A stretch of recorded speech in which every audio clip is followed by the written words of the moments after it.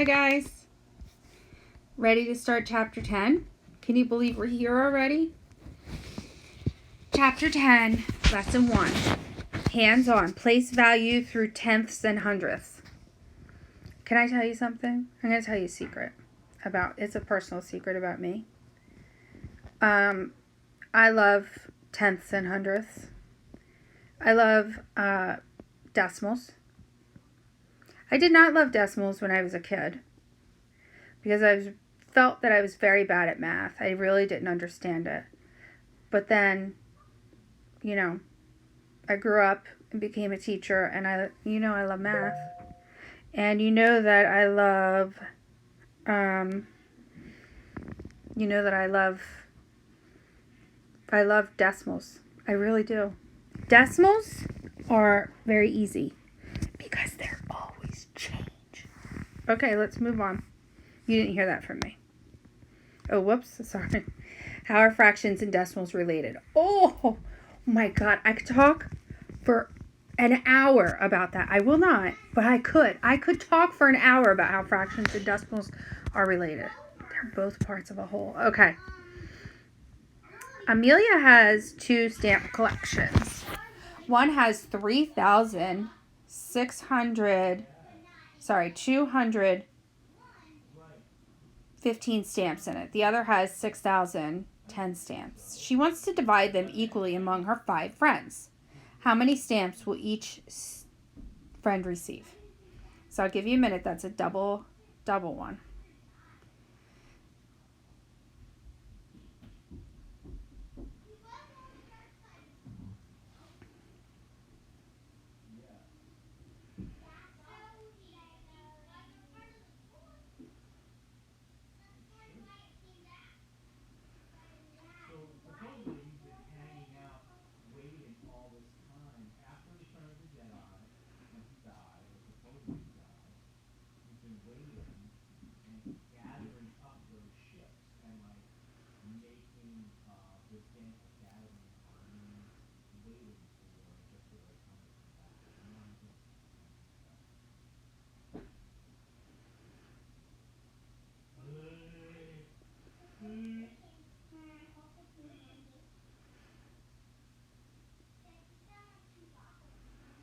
Okay, you ready?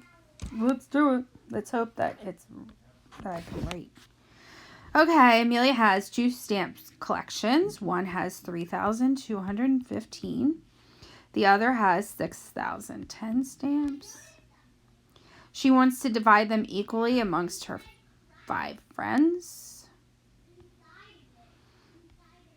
How many stamps will each friend receive?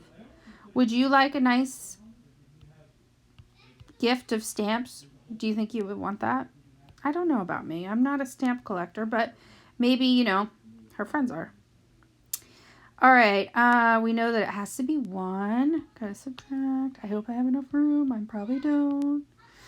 5 times what comes close to 42? We got 8.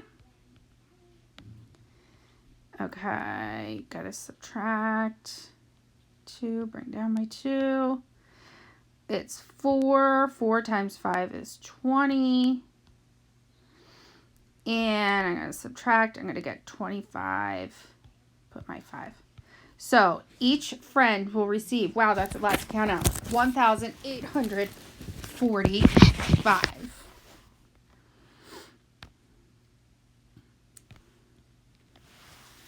Okie dokie. All right, let's keep working. Let's keep going. We're moving. Okay. So remember I told you that I love tenths and hundredths? Because I do. Well, I love that because it all has to do with money. So it says, Kendra has $1, 3 dimes, and 5 pennies. Model using this place value chart. So you know that $1 is equal to 100 cents. So the dollar is in the whole. That's in the ones. 1 dime is tenths, equal parts of a dollar. So 1 part is the tenths. So she has 3 dimes. And So a dime is 1/10 of a dollar.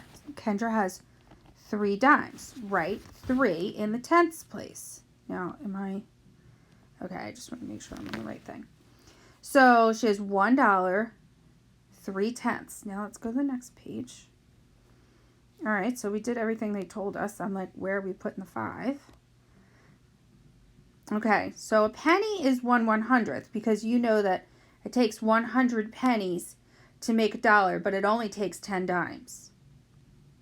So Kendra has 5 pennies. Write 5 in the hundredths. The decimal that represents the money is $1. And so there's 2 ways to say this.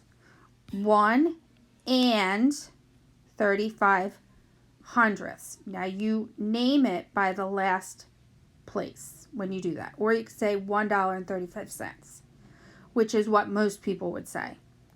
Here's what I want you to know. The decimal, I have a name for him. His name is Andy. Andy the decimal. And the reason why I call him Andy is because whenever you name the decimal, you would say and 30. So you would say $1.35. That's why when you say 101, I correct you. And I say, no, it's not 101. It's 101. The reason why is because and has a special place in math. And means a decimal point. So when you say 101, you're basically telling me that there's a decimal in there. And there's not. Okay? So that's why we can't use and in math without a reason. And the only reason is if Andy, the decimal point, is there. So if you've Andy, you're all good. You don't have Andy, you can't say and. Thumbs down. Okie dokie. So I really love this. This is a great representation. So we have here in this one, you can't really see what I'm doing. Right here, that's one whole. Okay, so that's your candy bar, right? That's your whole thing. This is your Sicilian square pizza, right? Now, if you cut it into strips, 10 strips, and you eat one of those, you've eaten 1 out of 10, 1/10. Now, if you cut it into 100 little squares and you eat one of the squares, you've eaten 1 out of 100, 1/100th. Here's what I want you to notice. Any numbers after the decimal end in TH. So it's like the word, like 10, but it has a TH at the end. So we say 10th. You can't, if I was in class, I would be showing you my th. 10th, 100th, 1000th. Okay? I'm crazy at home just like I am in school. All right. Complete the place value chart that represents the fraction of the grid that is shaded to the right. So how many squares are shaded out of there? So it says in words, this is 4200. So we know that 42 of them are shaded in. So there are 42 squares shaded out of a total of 100 squares. That would be my fraction. Here it is as a decimal. Okay? 42 hundredths. I say hundredths because this is tenths and this is hundredths. Okay? The thus. Hundredth. The tenth.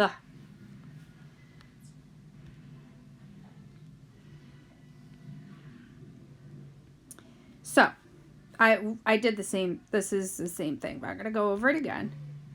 There are no ones, so I'm going to put a 0 there. A 0 is not going to hurt you. Okay? The only time a 0 would hurt you is if you put it there. Then you're making your number smaller, and that's a bad idea. Here's the thing. Every time that you go to the right of the decimal, the number gets smaller. So I would put it like this.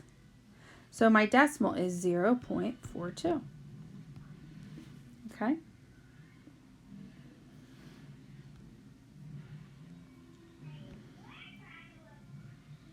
Paulo has 6 dimes. Mark has 6 pennies. How many times greater is the value of 6 dimes than 6 pennies? So what do you think?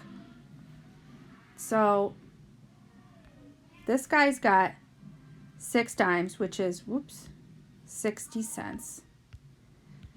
And this guy's got 6 cents, which is, so they want to know how many times greater is this number than this number. So every time that it jumps to the left, it's times 10. So every time you jump to the left, it's times 10. So this number here is 10 times greater than this number. Okay, so it's times 10. And we learned this in the beginning of the year when we did place value, but I feel like it really stands out when you do decimals.